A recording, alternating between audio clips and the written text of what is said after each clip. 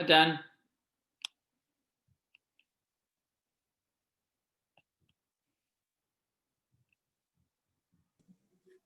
ערב טוב, רביי. Hey, Tov, how are you? Good. How's everything going? יכול להיות יותר טוב. לא יכול להיות יותר טוב, כי אם היה יכול להיות, היה יותר טוב. אתה מתכונן לשבוע הבא? בטח, כל לילה אני קורא את זה. אתה שומע אותי? כן, שומע.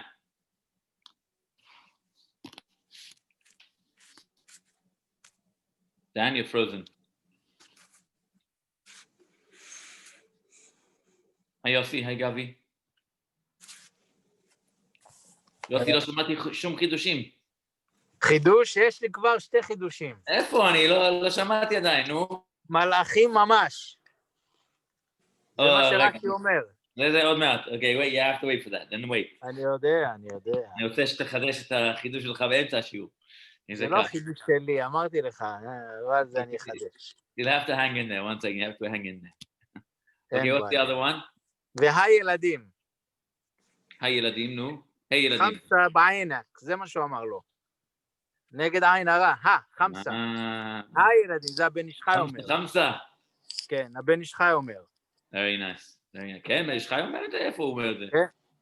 איפה שהרב אמר שהוא אומר את זה, שם הוא אומר. אבל זה אומר, הבן איש חי אומר, הילדים, זה עשה לו חמסה. שלא עשה לו עין הרע על הילדים. תשק, maybe בן איש חי בהקדמה. תבדוק את זה. Hi, Meyer. Hi, Debbie. Just waiting a minute or two for people to come on. And we'll start with Rashi.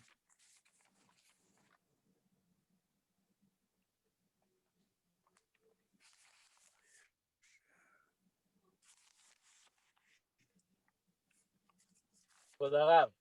כן. הילדים אשר חנן, אנחנו לא נגיע לשם, בגלל זה אני אומר לך את זה עכשיו. נו. אשר חנן זה חלה, נידה, נר, שהוא אומר שהוא הביא את כל הילדים בטהרה. חנן, חלה, נידה, נר. Very nice. על איזה פרשה אתה הולך לדבר הערב? וישלח, פרשת השבוע. וישלח? Yeah.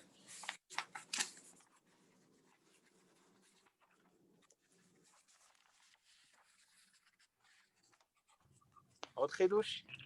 בטח, while we wait, why not? In English. Okay.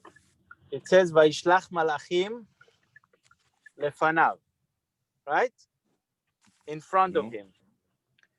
אז הוא אומר, לא זוכר מי הרב שאמר את זה, he said, don't read לפניו in front of him, read לפניו, to his face.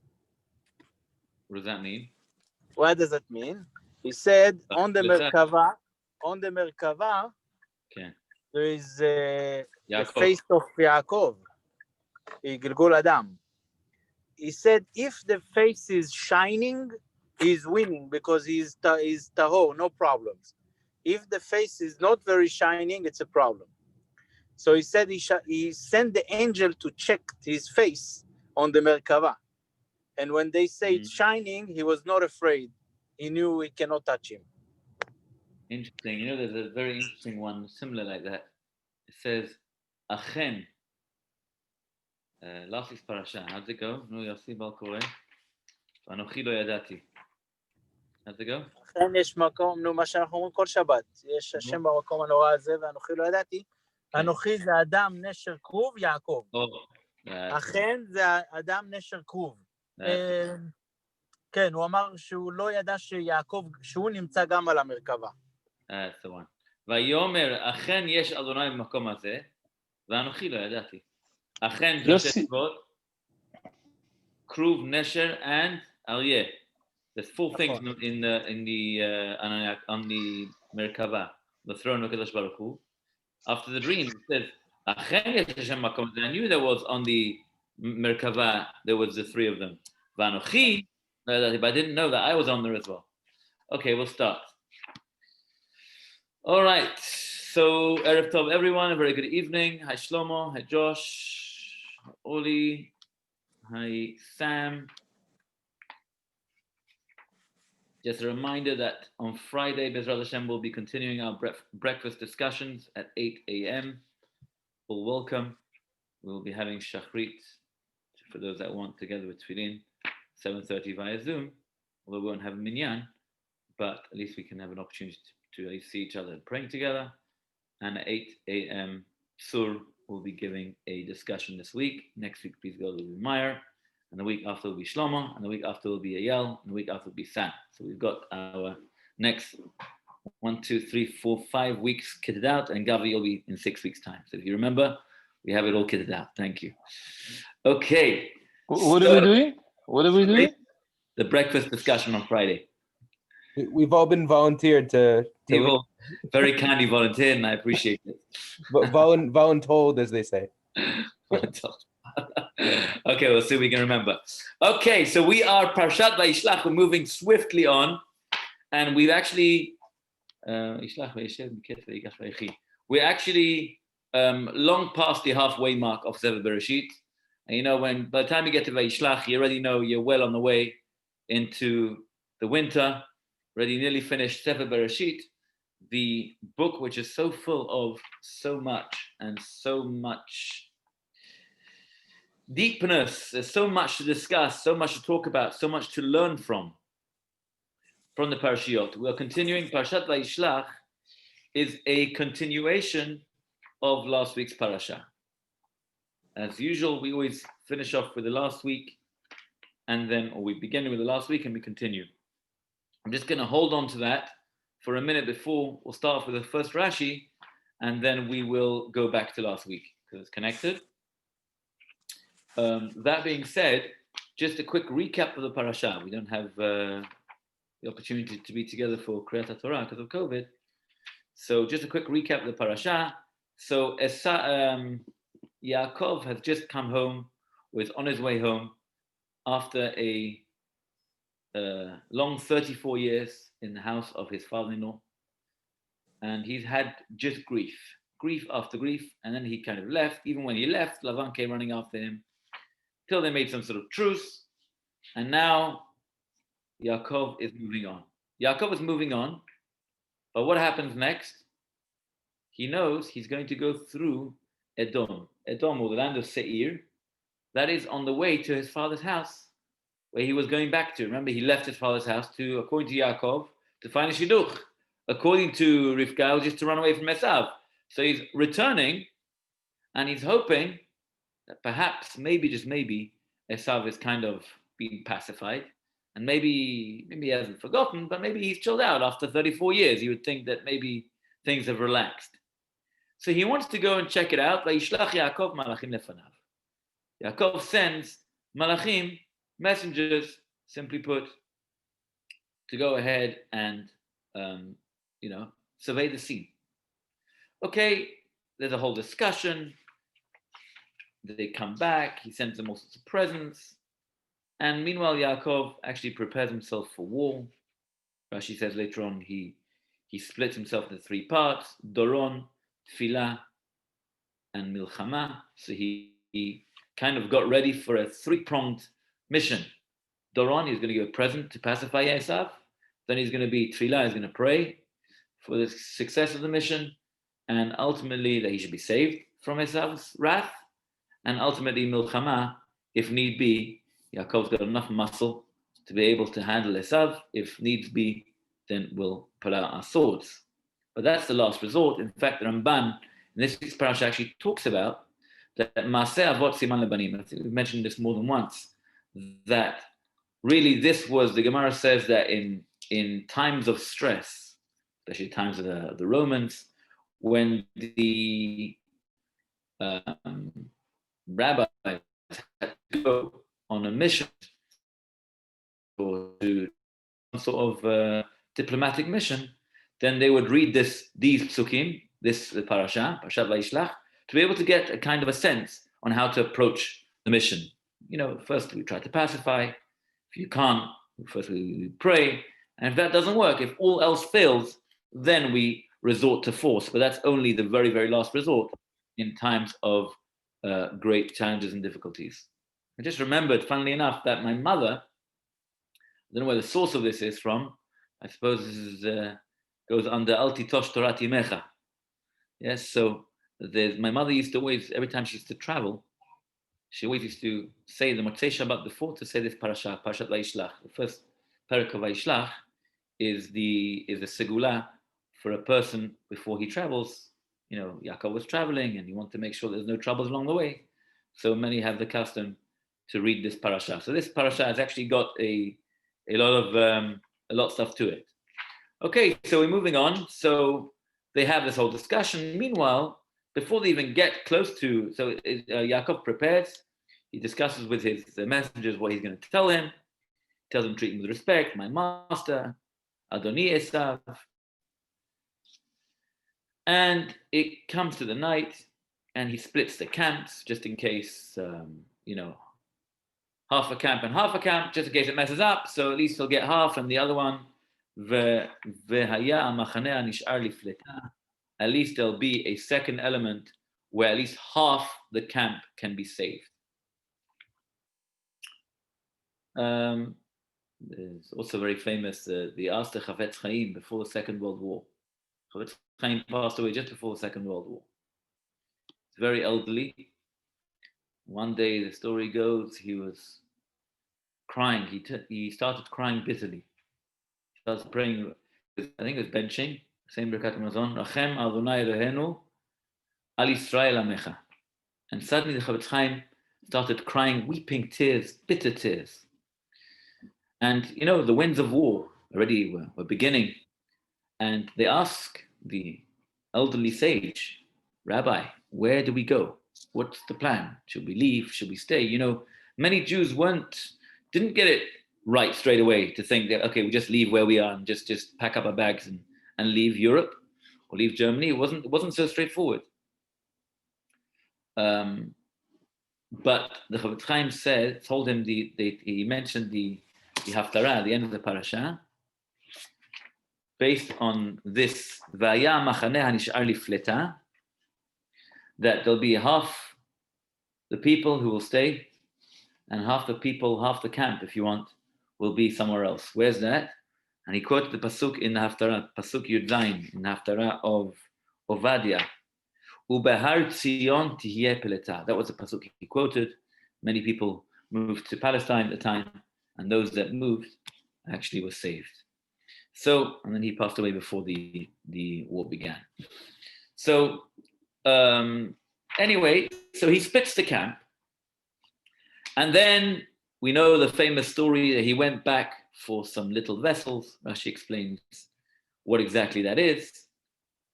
And then we know the famous story that he has this fight with none other than Sarosh Esav, some sort of malach, the malach, which is whatever that means, the minister of Esav, and have a fight, Adalot HaShachar, until dawn, a wrestling fight, whatever that means. Is that a spiritual match? Is that a physical might? I mean, how do you fight with a malach, who can swing a stronger punch? Obviously a spiritual struggle. And he touches the thigh bone of Yaakov, he dislocates it, and then that's kind of the end of the story. He said, I'm going to let me go because I need to go, the Malach says, and I have to bless God. Rashi says I have to say Shira, we mentioned the other week. Okay, he asked him what his name is. He said, Yaakov. Okay, your name is not going to be Yaakov anymore, you're going to be actually changed into Yisrael. And that is the reason why we don't eat from the sciatic nerve, because that's got a certain connection to some spiritual battle. In fact, it's that many of the commentaries allude to Ki Allah Shachar. It says at the end of days, Adalat HaShachar, he was able to fight, and just before Mashiach will come, there will be a struggle with regards to physicality and spirituality, and people will have that struggle. How can we connect? How we cannot connect? How much are we into it? How much are we not into it? And then there will be the greatest nisayon, the greatest test will be in areas of arayot, areas of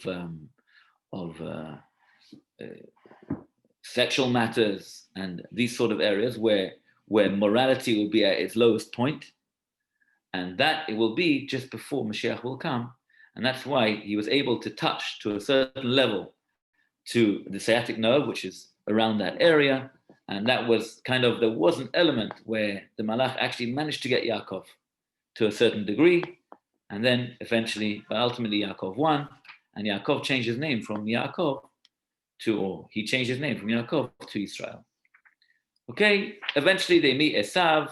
Yaakov's got the whole system set up. He puts the maidservants, then he puts the children of the maidservants, then he puts Leah and her children, and then he puts Rachel and her children. And that's Perek Lamed Gimel, Pasuk Bet, Aleph Bet Gimel, and he puts Rachel and Yosef last. Okay, she meets him.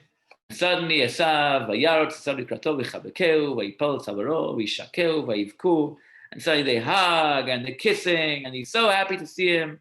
So there's discussion with it. For real, you'll notice in the Sefer Torah, Vayishakeu, in Pasuk Dalet, is Pasuk 4, is actually that he actually kissed him. It's actually dots on the top of the words, Vayishakehu.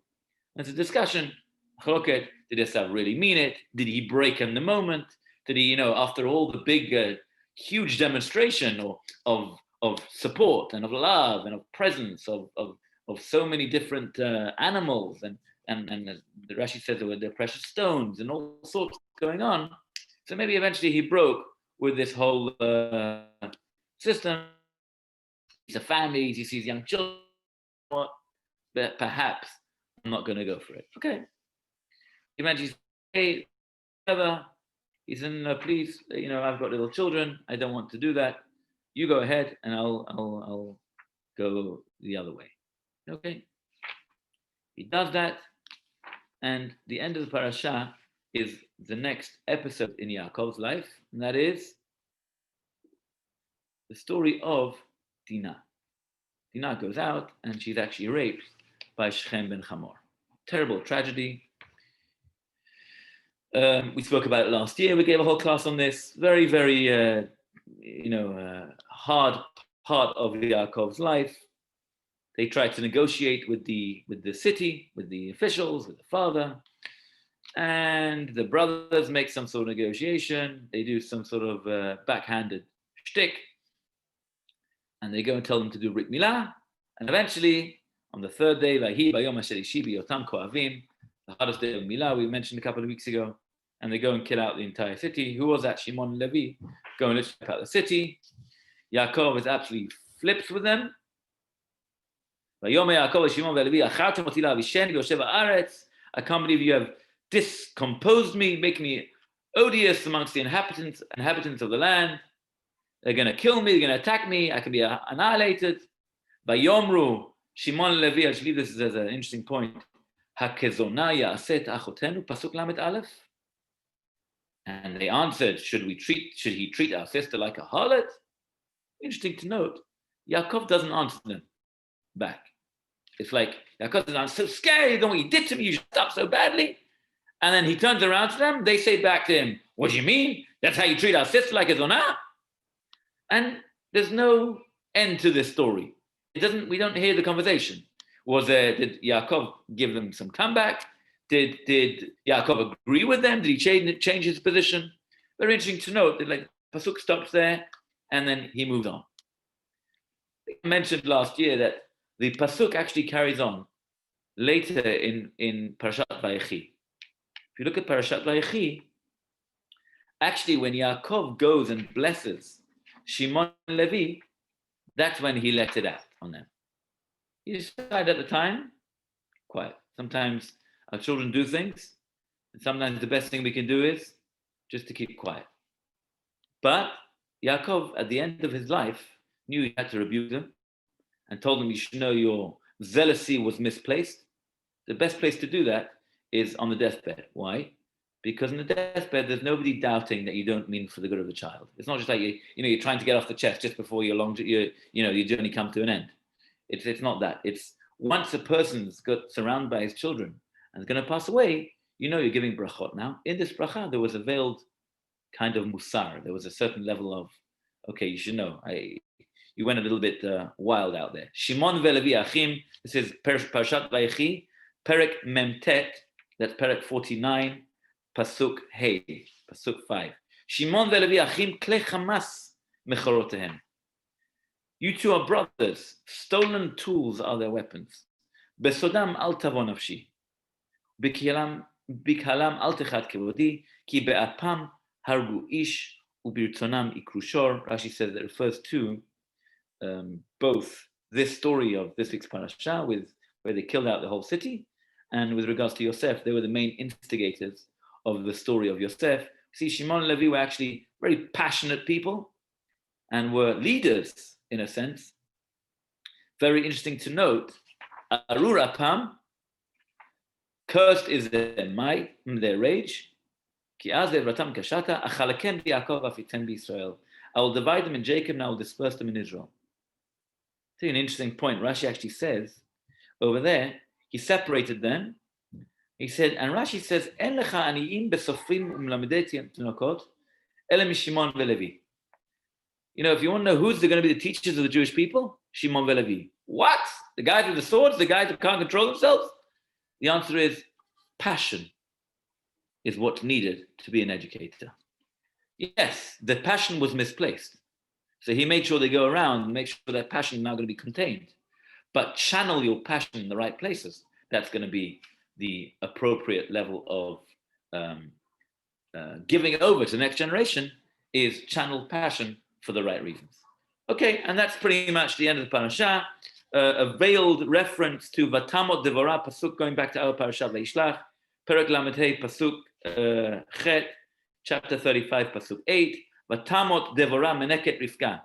Devorah, the wetness of Rebecca, died. She's buried in Bet El, Tikra, Yikra Shemo Alon Bachut. Who is this elusive Meneket, this elusive wetness of Rebecca? I mean, who is she? Where does she come in? Any ideas? She's her mom. She's her mom. Okay, that's not the simple pshat in the pasuk.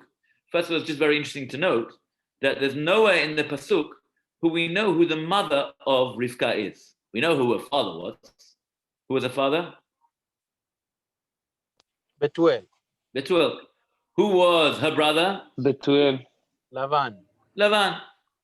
Who was the mother? Yossi says it's Devorah. מנגד רבקה, וישלחו בפרשה, they say וישלחו את רבקה ואת מנקתה, and that was her mom because she was 3, and the mom said, I'm not leaving her by herself. But it's very strange because if you look at the pasukim over there, actually the pasuk refers to Rivka's mother as the mother, that the mother sent off, the Lavan vet ima.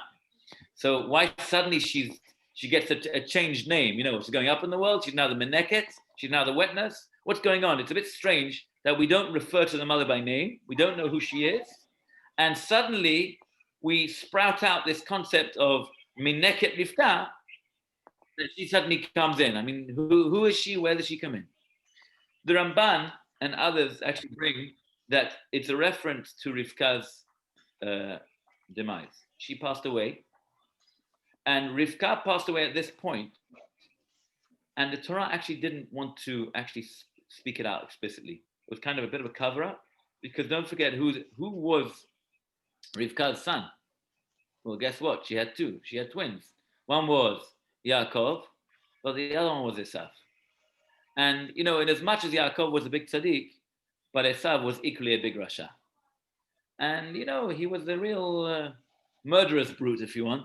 With all due respect, great to his dad, knew exactly how to play the game, but to his mom, to the real world, wasn't such a great guy. And the world will say, cursed is the womb of this woman who gave birth to such a terrible rasha. So the Torah, out of respect, kind of covers up this thing. But Talmud Dvaram Meneket Rivka, an interesting idea, take or leave it. There are some that hold that actually you're right. Her name was Devorah, the mother. Interesting point. They move on. What else happens in this parasha? Very important. Rachel actually dies in this parasha. She has her second child, last week's parasha, 11 of the tribes were born. Rachel finally has Yosef. And then this week's parasha, she's on the way. Vayis'u mi Bet El, pasuk tet zayin, pasuk 16. Vayi od kivrat haaretz avo Efrata vated Rachel vatekash b'lidata. She gave birth and she had difficulty in childbirth. Vayihi b'akshota b'lidata v'tomar la miyaledet. Al tiri ki gam ze lach ben. Don't worry, you're going to be okay. You're going to have a son. Hi betzet nafsha ki meita. Tikra shemo benoni v'aviv kara Binyamin. And as when she gave birth, at childbirth, she actually passed away. She, interestingly enough, calls him Ben Oni, which means the son of my troubles and the son of my pain. And her father, Yaakov, changed the name, not from Ben Oni to Binyamin, which is son of my right hand. Rabbi, on is actually strength. Stamina. Oni is with an aleph. Yeah, with an aleph. No, aleph. On is it's stamina, strength, I think. Yeah, is that what I don't know that word, it's the truth. Ken, Oni means that? Rashi says Ben Oni. On the koch. Ben Yeah. Ta'ari. Yeah. Okay, interesting. Interesting. Okay. I'm not sure. There's a whole discussion why Yaakov changed from the, Rachel's dying wish to call the name. In Israel. Go on. Next time. Go on. No, in Israel there was a lab or an institute, if you like, for men fertility called Machon HaOn. It's like men would go there to be dealt with their fertility issues. So On is actually a very powerful strength. Interesting. Okay. There's also a place called Gay Oni, which is the name of Rosh Pinah, I think. Oni and it's the same idea. On is actually on with aleph is strength, power. Okay, interesting. Very interesting. Or virility. Okay. It might be virility, which is strength or Okay. But why is it changing the name to Binyamin? It's interesting why Yaakov changes the name, right? It's like Rachel's dying wish is to call it Ben Oni, and she dies, and he's no, I'm changing the name, Binyamin. Interesting. Okay. Okay, and then he buries Rachel in that spot. We discussed last week or 2 weeks ago, there was all that she wasn't buried Marat Machpelah, even though that should be her rightful place, because really Rachel was the love of Yaakov's life, and he was the main wife, if you want. And yet she's not buried in Marat Machpelah. In fact, in Parshat Vayechi, again on his deathbed, he turns around to Yosef. He says, "Look, I'm really sorry. I know you're mad at me for not burying your mother in her rightful burial place, but this is all orchestrated from above, part of the divine plan." Who else dies in this week's parasha? Yitzchak. Yep. So you said there, it's interesting that you change the name, but that's a big thing. Yep. Why are you changing the name? Don't forget. names mean strength. Ben Yamin is considered to be the stronger of the hands, and On is strength. So they complement each other, but it is interesting to see why there was a necessity to create yet another name. Maybe because the name that he gave him. Is Rashi talking about it? Rashi does talk about it, but it's a bit complicated what Rashi means over here. And I'd have to look at it again. Just simply and put. Yamin also is Rachamim. So maybe there's this renewal of Rachamim that transmits from the strength to something different. Even though it was a time of din with Rachel. And so maybe he didn't want to kind of, on a simple level, he didn't want it to be like a very depressing name, She just dies, and like Ben Oni, like the son of my, Rashi says Ben Sari, the son of my pain, right? And so he like kind of Yaakov like kind of reshapes it. No, it's the strength. It's the the right hand. I think the Rashi says something about it. Why look at Rashi? Rashi. Right. Let's look at Rashi. Okay, 100%, Sam. At least Sam, you got it right. I mean, this is not Onkelos. This is Rashi. Ben Yamin. We'll learn together. So Rashi says Ben Yamin. Well, we have to see the Rashi. Ben Shel Yamim, days. It's my last days. When I was really old, I got a boy, Ben Yamim, when I had many days. Ben Yamin? What do you mean days? Yamim. המם והנור והמם interchangeable.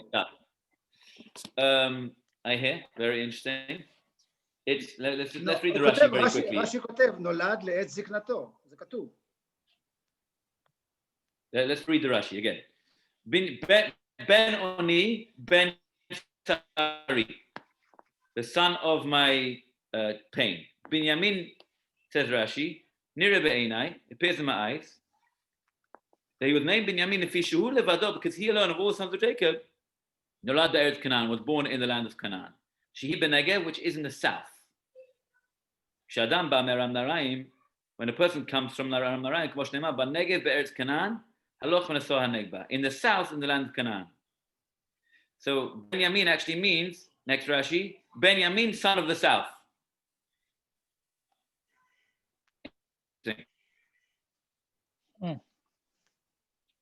So I'm not sure. Again, Rashi doesn't know why he felt the necessity to go and change the name. Clearly, Rashi is not bothered by it. Sam, good point. Rashi is not bothered by it to actually point it out. Rashi just points out the literal meaning of the wording. Okay, we want to get back to our parasha. Just finishing off, who else dies in this week's parasha? Yitzchak dies at the age of 180, and Esav and Yaakov have now come to terms, made peace, they bury him together. Okay, and then it goes through the different children of Esav, and then that pretty much finishes the parasha. Okay, that's the parasha recap in a nutshell. Okay, so now we are going to go to the beginning of the parasha and start going through with the Rashi. Says the first pasuk. Okay, Vayishlach Yaakov malachim lefanav el Esav achiv. And Yaakov sent malachim, who can translate?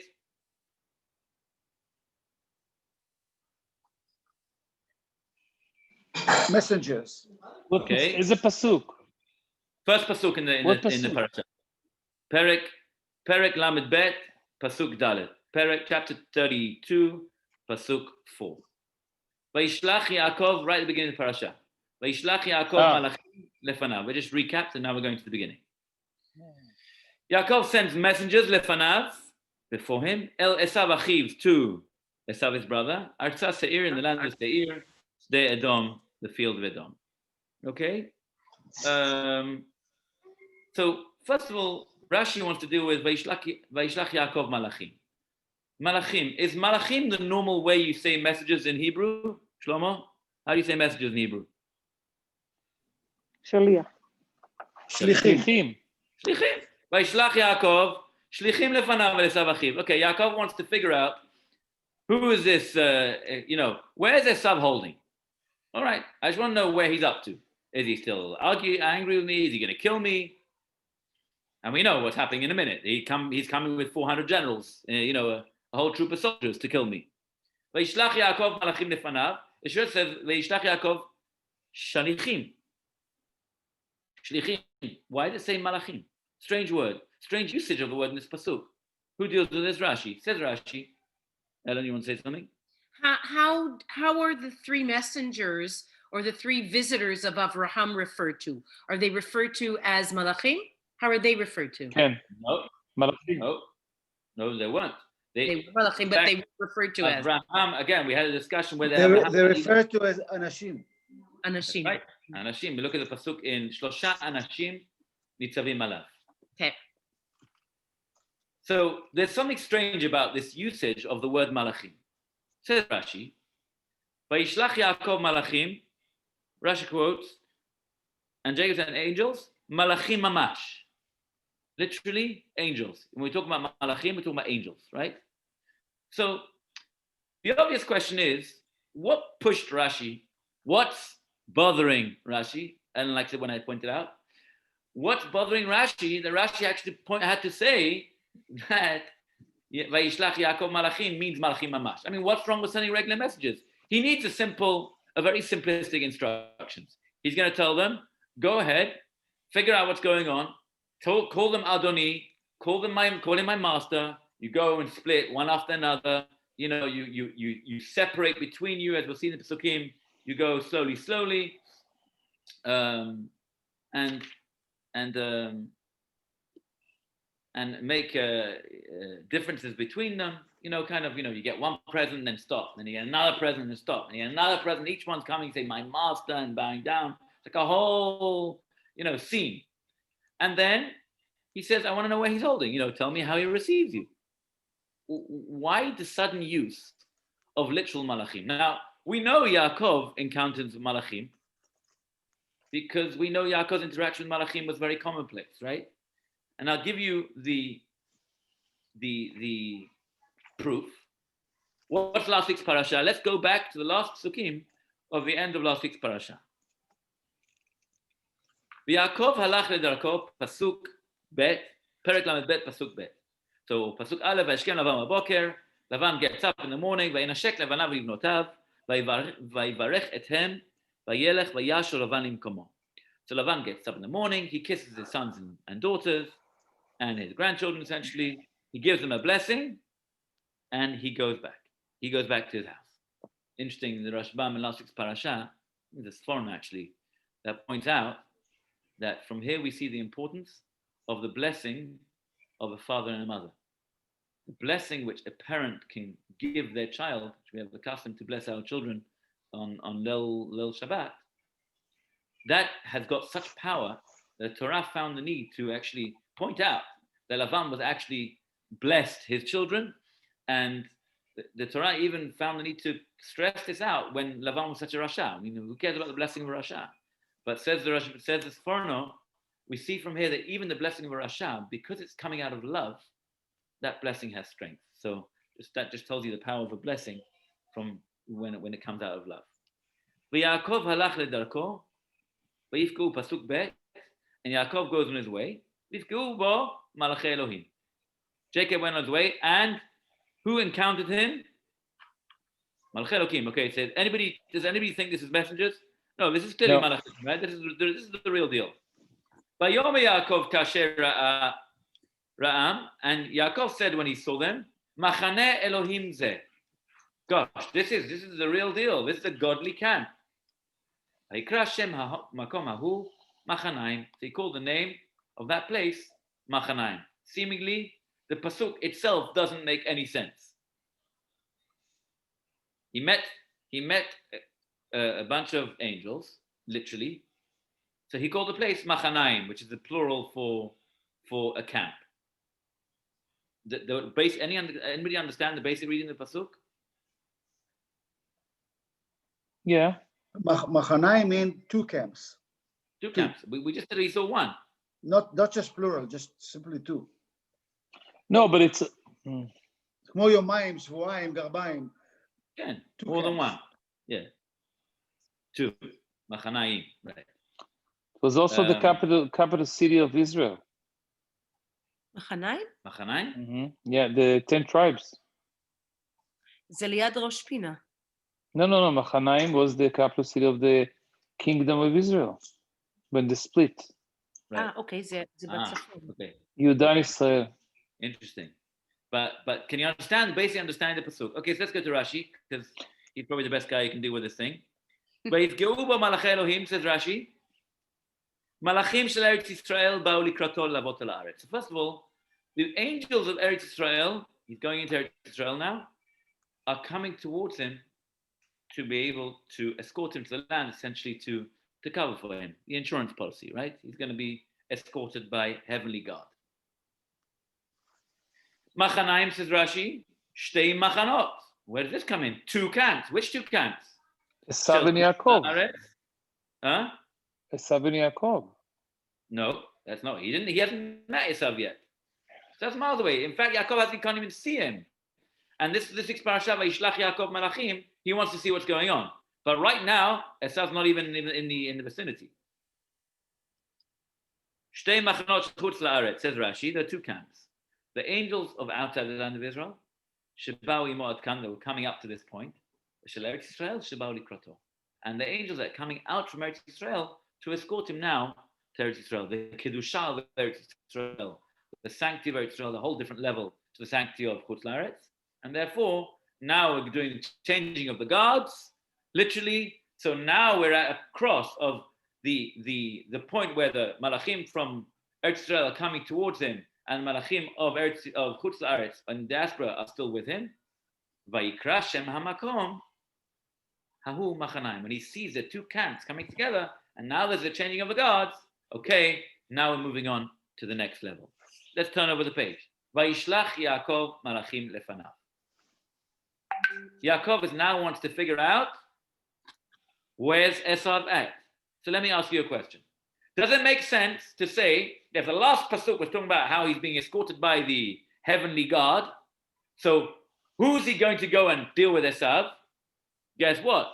Malachim. Doesn't say shlichim. Which type of people, inverted commas, were sent? Malachim. In fact, if you look at the Baraturim in the last 6 parasha, Baraturim says, Machanaim Notrikon. Say Rashi Tevot, how do you say in English? The acronym for Me'otan Chayalim Natal Yaakov Malachim. Machanaim Me'otan Chet Chayalim Nun Natal Yud Yaakov Mem Malachim. From those angels, Yaakov took as messengers to send to Esav. Yes, Eyal. The reason we think it's not Malachim is because after that is basically managing them, or is tell them what to do, and is like basically, you don't do it with Malachim, it treats them as if they are his servants. Vayishlach, Vayetzav, It's a very good point. It's a very good point. And the truth is, there's a huge discussion amongst the commentators, because there's really a machloket. Actually, I think it's Gemara or the Midrash, I don't remember who brings the machloket, but there's a question. Does Malachim mean Malachim Mamash, literally angels, or does it mean messengers? Malachim as in emissaries, messages on behalf of Yaakov, as in people. So it's very strange that Rashi who always goes with a simple pshat. Remember, Rashi's always pshuto shel mikra. Rashi always goes with the basics. So why did Rashi find the need to talk about Malachim as opposed to regular people? So you're right, it does go with the flow, but it does ask me a very good question. There's something weird going on over here, because he talks, he's talking to these people, go to my brother Esav, Esav, tells them very specifically what you should do and how should they take it. But why did Rashi have to go with this pshat and not with the regular understanding that we're talking about messengers? So all the different commentators elaborate on this. The Kli Yakar says as follows. The Kli Yakar says, if you look at the Pasukim, let's have a look. Okay, so he sends them off, right? Let's just jump to Pasuk 7, Pasuk Zayin. Vayashuvu ha-malachim. And these malachim, whatever they are, messengers, stroke, angels, El Yaakov lemor, come back and say to Yaakov, Banu el achicha el Esav, came to your brother Esav. Doesn't say El Achicha Esav. It says El Achicha El Esav. Is there an extra word there? Yeah, El. What? Thank you. Okay, we'll have to deal with that. That's Rashi. Okay. V'gam holech likratecha, and he's coming towards you. V'arba me'ot ishimo, he's not coming himself. He's really the real deal. He wants to kill you. He's coming with 400 troops of generals, coming to kill you. V'yira Yaakov me'od v'yetzer lo. Okay, then he got really nervous and he started getting nervous, and he splits up the camp. Okay, we'll get this in. Says the Kli Yakar, in the name of Rabbeinu Bechaye, was one of the Rishonim, says like this. It's strange because there's something missing in the dialogue over here. Vayishlach Yaakov Malachim. He hasn't sent them yet. He tells them, this is what I want you to do. Ko tomru ladoni lesav. This is what I want you to say. This is what you say. I was busy with Lavan till now, and I've had don't have very much livestock, but this is what I've got. I'm giving to you. You can take whatever you want, and all to find favor in your eyes. And What does Yeshua mean? Return. Return. 1 second, they didn't go yet. There's something missing in the Pesukim. They didn't go. They don't need to go. Why not? Malachim. Chazak Baruch. So we are going to answer Rashi. Why does Rashi say Malachim Mamash, literally angels? Because they don't need to go. Because we don't see that they went. So who doesn't need to go but can give back messages? Only Malachim. Angels don't have a problem being at two places at once, right? They're not confined with time, but they're not mortals. Vayashuvu Malachim, they come back. This is the answer which Esau says. So now you know why Rashi is not going Pshuto Shel Mikra, because he's got a problem. Rashi is not saying the simple understanding it was regular messages, because Rashi doesn't understand the breakdown. Okay. Ramban, Nachmanides actually says something very interesting. Ramban Pasuk Chet. Vayira Yaakov me'od vayeter lo. Ramban says the following. V'hanireh ki Esav lo kibel hashluchim kehogen lo ishkiach alehem. What happened? Okay, it's very strange because besides for the the content which the Malachim come back with as a messenger, they don't describe. The pasuk doesn't describe they didn't go, but further than that, it doesn't say, okay, he met them. What did he say? Did he say get lost? Did he say okay? Did he say I'm going to kill you? Send a message back to my brother. I'm going to murder him and his whole family. What was the message? What was the backwards and forwards? The pasuk is going very specific. It's saying us exactly what he told them to send: the shor, the chamor, the ox, and the donkey, and the flock, and the servants. Where there's a whole piece over here which is missing. Yeah. Well, it looks like they're observing, they're not really meeting with Esav. They're describing something they see without even meeting or talking with Esav. Okay, so that's a very important point to point out. It's true. It doesn't sound like there's any dialogue at all. I don't think they met with him. Well, they had to do his what Yaakov asked him to do. Yaakov said, take these presents to my brother. Tell him, I'm here to find favor in your eyes. Take whatever you want. These presents are for you. So what are you saying? They just couldn't be bothered carrying out the message? What happened? So, says the Ramban, what I think actually happened here, Esav didn't even recognize the whole spiel. He didn't connect with it.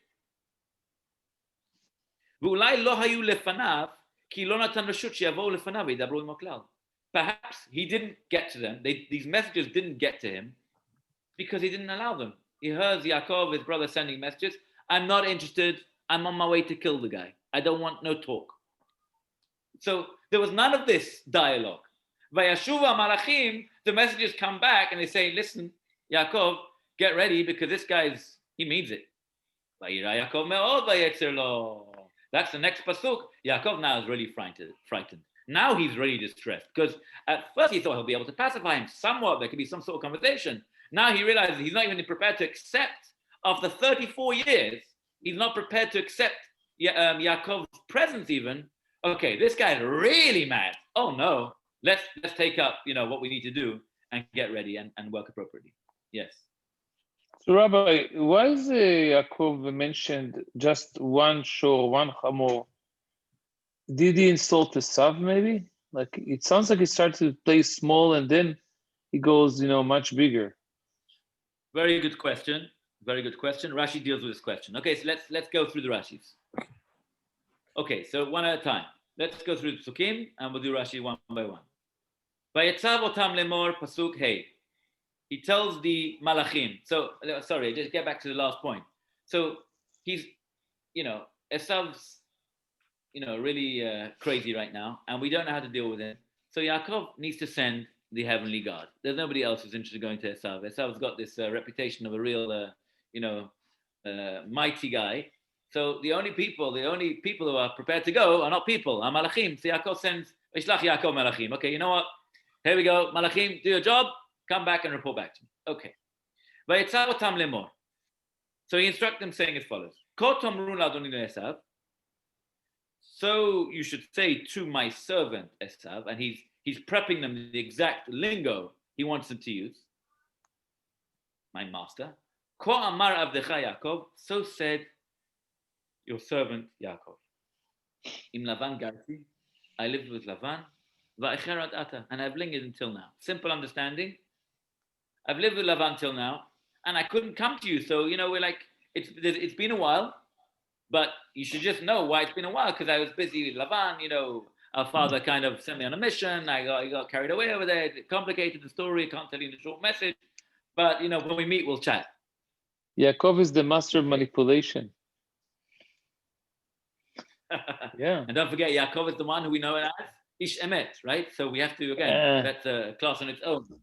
How we know Yaakov. How could Yaakov, who's supposed to be the master manipulator throughout the parasha, this parasha, last week's parasha, Parashat Toldot, he is number one deceiver, right? How did it go with Yitzchak when he came to Yitzchak? Have a look back at this is the classic. You want to know Yaakov at his height? So Yaakov comes to Esav. Sorry, Yitzchak, he steals the brachot. So Yitzchak's not sure what's going on over here. He's a gentle guy, gentle voice. And he knows Esav's a gruff guy. So what does he do? Let's go to the Pasuk. Pasuk, Perek Chavzayin, Pasuk Yutet. Chapter 29, Pasuk 19. Vayomer Yaakov el Aviv. Sorry, let's go with Pasuk 18. Vayavo el Aviv, Vayomer Aviv. He comes to his father, and he's to Yitzchak. He's blind. He says, my father. Vayomer Hina, he said, yes. Mi ata bani, who are you, my son? Vayomer Yaakov el Aviv, Anochi Esav bechorecha. I am Esav, your son. Liar. You're not Esav. You're not nothing Esav, right? You're Yaakov. Straight out lie, there you have it right there. But Rashi goes a step further. Rashi goes a step further. No. Anochi hamovil lecha. I am the one who's bringing you the food. Esav bechorecha. And Esav is your firstborn. Yes. Put the comma in between. Mm. So this is masterful manipulation. It's a bit like Paro, the same style. Paro, when the end of the later part of the Makot, so Paro says, Hashem HaTzadik, v'ani v'ami HaReshaim. Hashem is a tzaddik, and me and my nation are Reshaim. So please, Moshe Rabbeinu, pray for the thing to go, the plague to go away. So everybody asks me. By that time, Paro is so hardened his heart that he's not prepared to appreciate anything. So you can't even negotiate with the guy. And nevertheless, he's turning around under duress, but he's turning around saying, you know what, I'm a Rasha. Come. I think Yaakov was at the top of his game when his mother was in the picture. Interesting perspective. Okay, I'll come back to that in a minute. Come back to that in a minute. But so no, think about it. Look what he was at the top of his game when his mother. You're saying, is there any other proof of Yaakov being manipulative or some sort of deceiving level from this parasha onwards when his mother's not in the picture? That's an interesting point. We have to look it up. We have to analyze the parashiot. I'm not hearing. You're freezing up, very well. This computer, I'm not hearing very well. I'm sorry, Sam. Coming back to Paro, so someone said a beautiful idea, the same idea. It all depends on where you put the comma. Hashem or tzaddik. God is a tzaddik. Vani, comma. So Hashem is a tzaddik, Ami. V'ami Rashaim, and my nation are Rashaim. So there you got that, it depends where you put the commas. But anyway, come back to our parasha. Says Rashi. Okay, let's ask you like this. Im Lavan Garti, how do you say I lived with Lavan? What's the normal way of saying? Garti im Lavan. Idgorarti. Garti Lavan, yeah. Is that a normal way of saying it?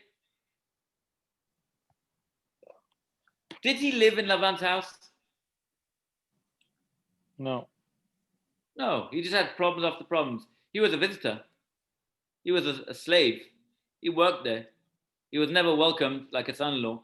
It's not what happened. He had to work for 14 years plus another 6 years. For 20 years, he had to work under, Pasuk says he worked in the snow, in the ice, and in tough working conditions. He didn't live like a mensch over there. Yeah? Well, we know that Yaakov is very wealthy now. Well, we know he's wealthy now, right? But what he's doing, that's why I mentioned that. He's starting with a very low point. He says, I lived with Esav. I end up really with nothing. I have maybe one shore, one song. When I will send it to you if you want it. He's not really revealing the full scope. The all cards, yeah. Okay, so Rashi will do that. But ger also means zar.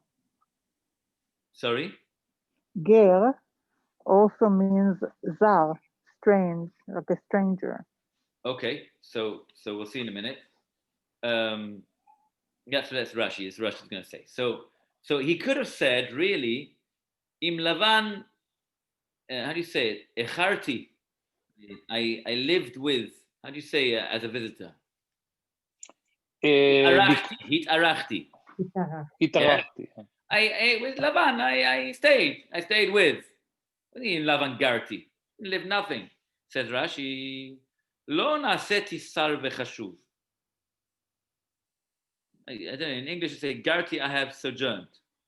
Lo naseti sar v'chashuv. I did not become a dignitary or a notable. Ela ger, but a mere sojourner, like Oli saying. Encha kedai, it does not befit you, lisno ti to hate me. Al brikat avicha. Yaakov is giving a message over here. The message is, why are you angry with me? You're angry with me because I took the brachot from you, right? And I got the blessings from our father that what? Mitala aretz, mitala shamayim, bishmanei aretz. Okay, but guess what? I have been having a really bad life till now. So it's coming like a puppy, Oh, yeah. No, it's not just puppy. I've had a really difficult life.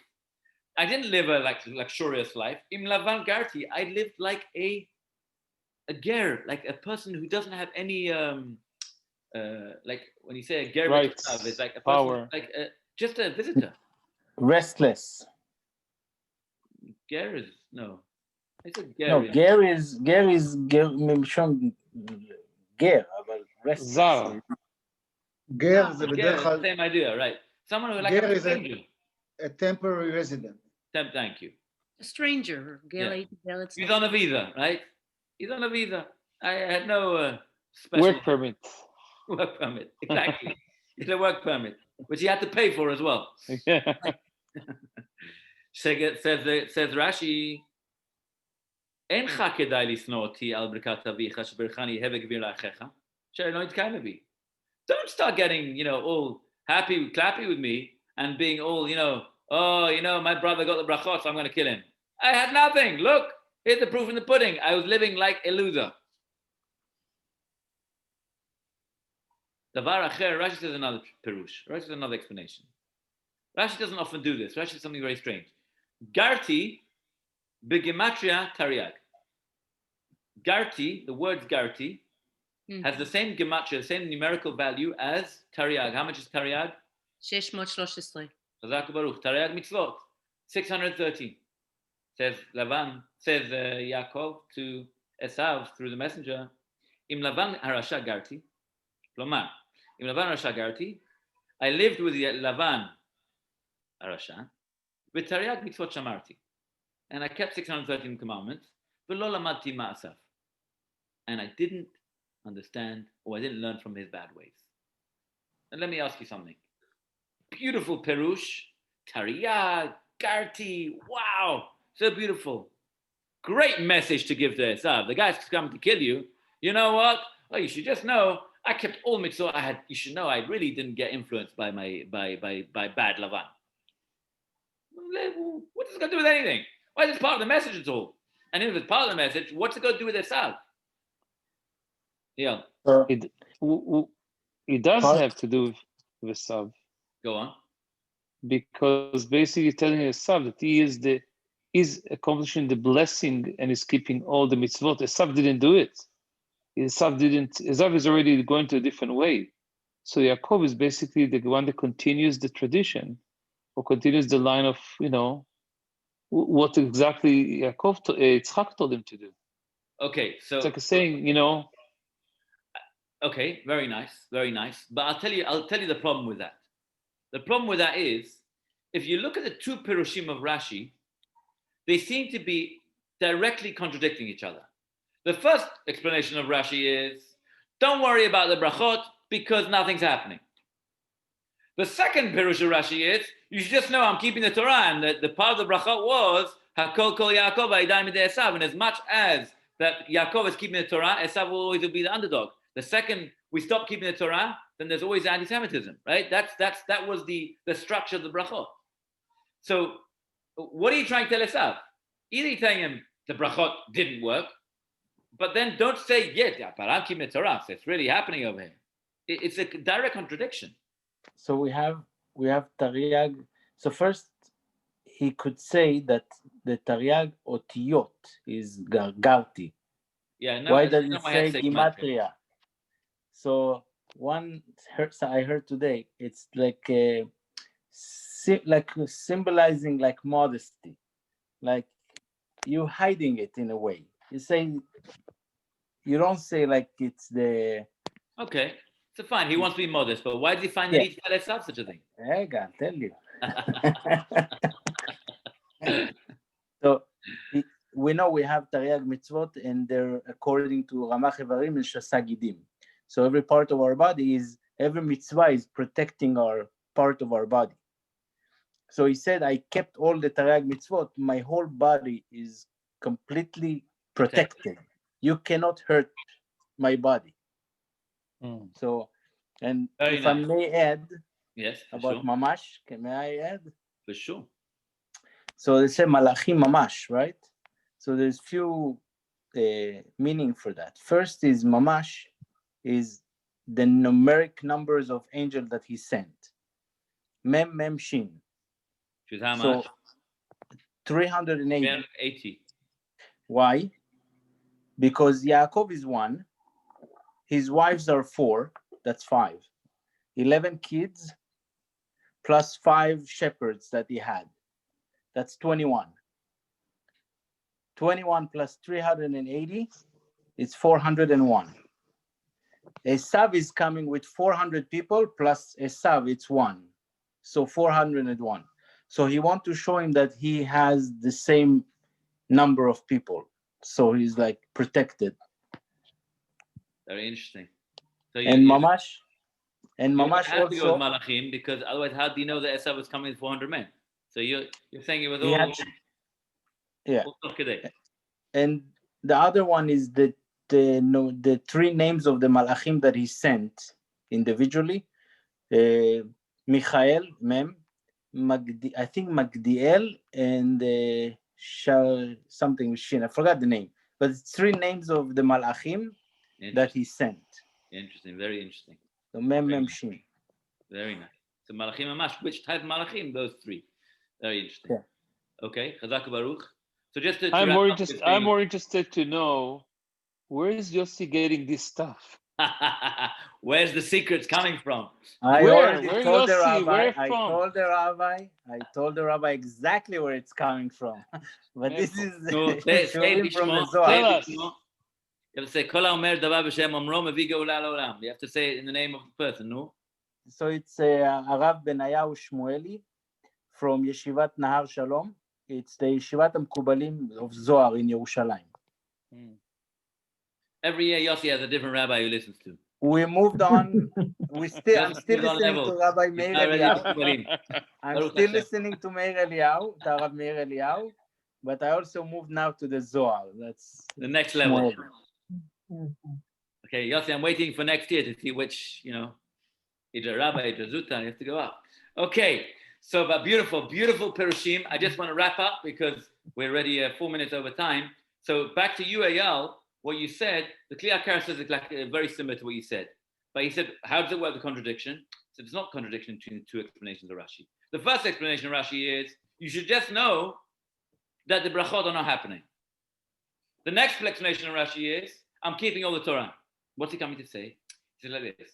Don't think it's all one explanation. Don't think the reason why the brachot are not happening is because I'm not keeping my share of the deal, that I'm not keeping the Torah.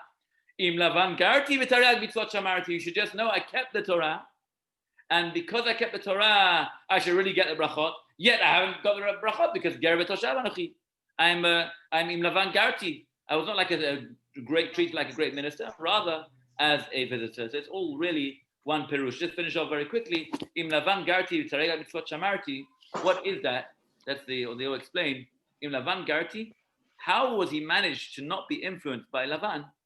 Because Tariag mitzvot shamarti, because he was able to keep the mitzvah and keep the Torah and mitzvot, and that gave him that coverage to be able to withstand the tremendous trickery and mockery and all the terrible. But why Esav cares? Why is the reporting to him something that Esav doesn't care about that? No, that's the kliyakar. The kliyakar says that it's all one perush in Rashi.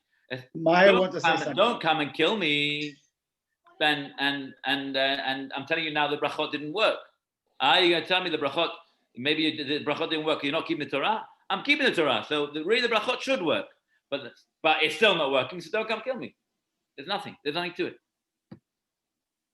Yeah, I find that a lot of the midrashim and a lot of these additional layers that we understand, sometimes they cloud the basic story.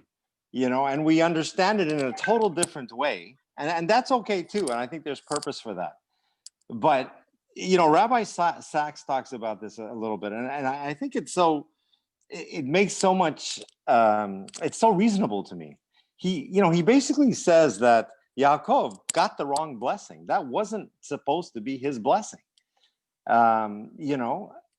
If you see the blessing that he gets from Isaac in deception, peoples will serve you, they'll bow down to you, you will have abundance, you will have the dew of the heavens, all that kind of stuff.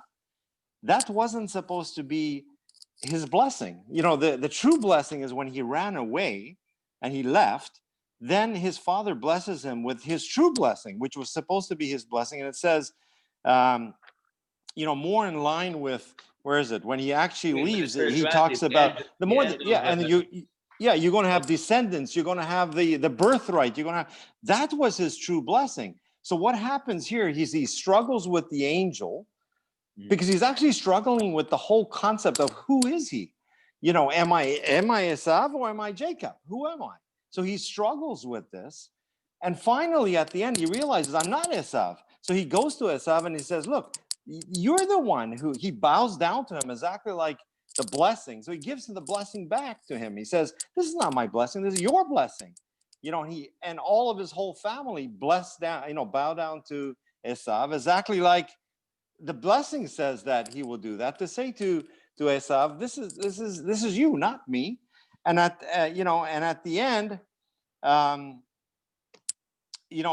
think he becomes himself. He realizes I don't have to be somebody I'm not, and he moves on with that. It's kind of an interesting concept that he finally realizes that he should have received the blessing that he should have received, and he didn't. It's very interesting. It's actually a very interesting approach. So 2 points. To this last point, I actually just saw before I started the class, I was looking through the Emet Yaakov from Rav Kamenetsky. He says a beautiful idea. I think we mentioned it very briefly last week, 2 weeks ago, that there was supposed to be some sort of partnership. What was Yitzchak? Yitzchak wasn't stupid, right? Yitzchak didn't want to bless Esav because he was fooled.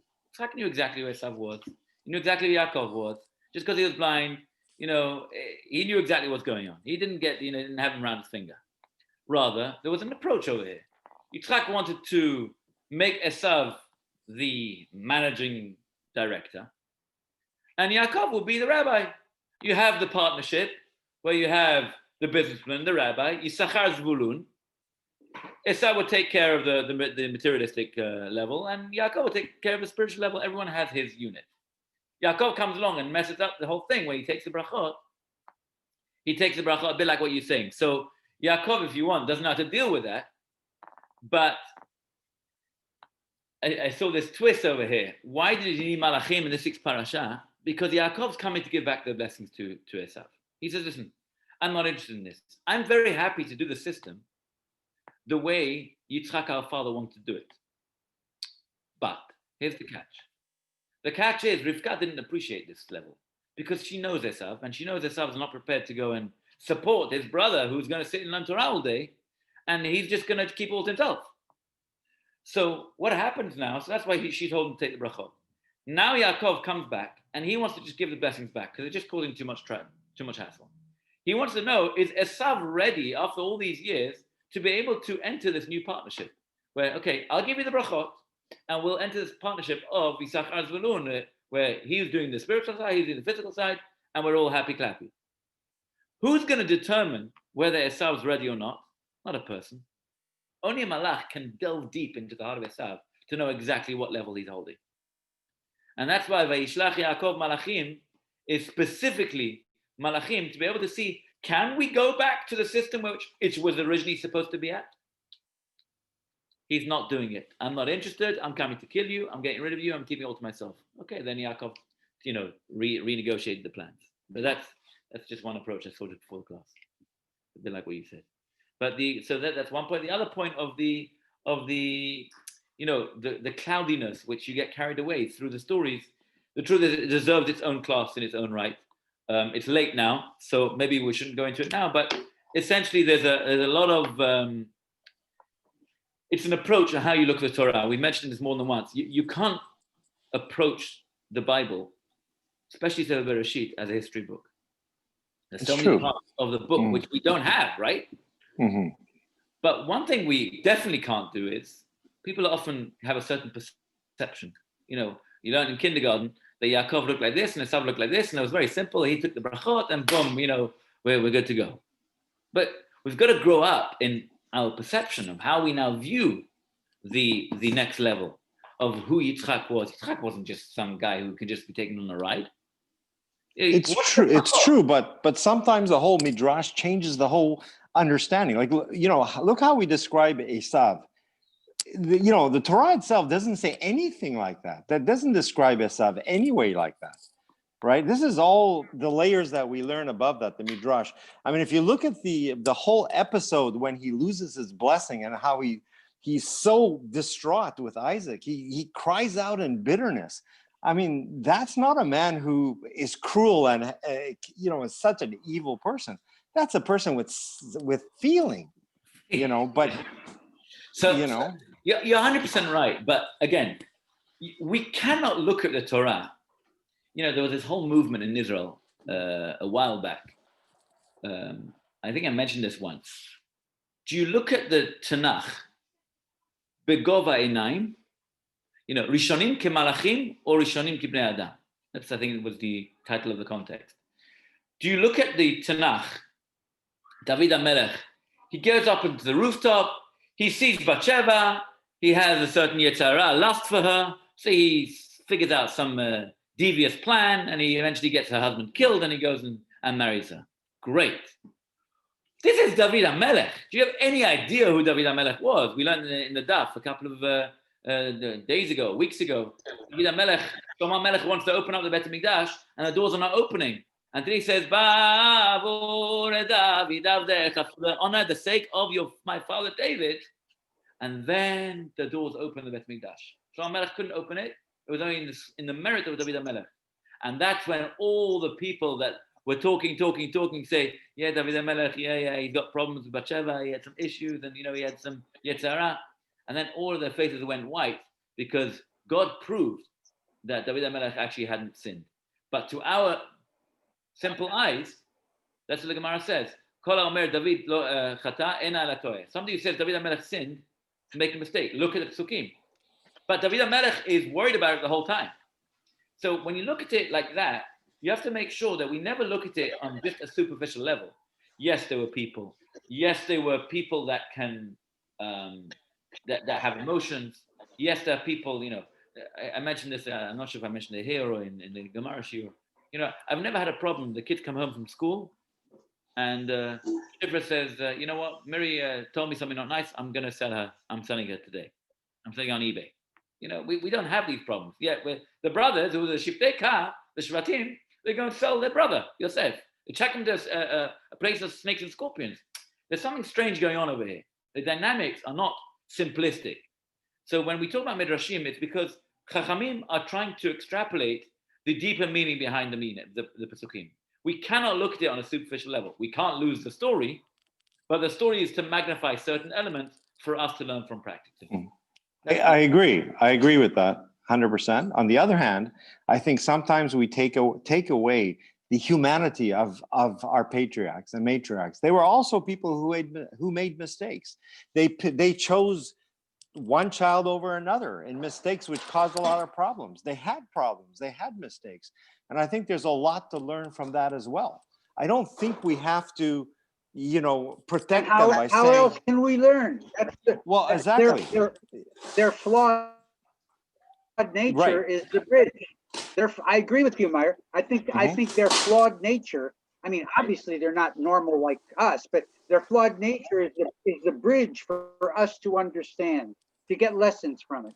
If they're perfect, if they're up on a pedestal and they don't make any mistakes and they don't have to have a reckoning, there is no reconciliation. How do you relate to something like that? But not only that, that's so I agree with right. you, but also, they're both true. We're treating them as angels. We're treating them as somebody that we revere and we don't. We don't pray towards them. We pray in their merit.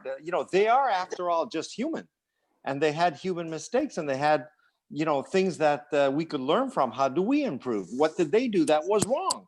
And I don't think there's anything wrong with that.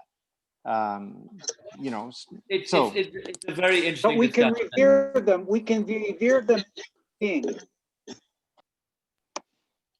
It's not a simplistic discussion at all, Meyer, and I think we've discussed it before also. And it's you're right.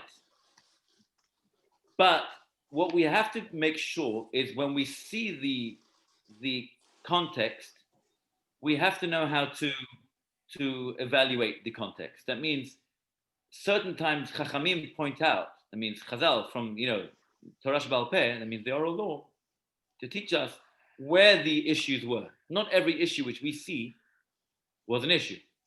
Not every issue which looks crazy is pointed out by Chazal as crazy. I heard a beautiful perush. I'm not going to elaborate now about Shaul HaMelech from the Chida. The pasuk talks very vulgar, and then it changes the whole thing. And I heard such a nice shot. It's like blew me away. But again, you have to know how to see the context. I'll send you an article about this point for further discussion. Okay, everyone. Thank you, Rabbi. Thanks. Good night. Good night, everybody.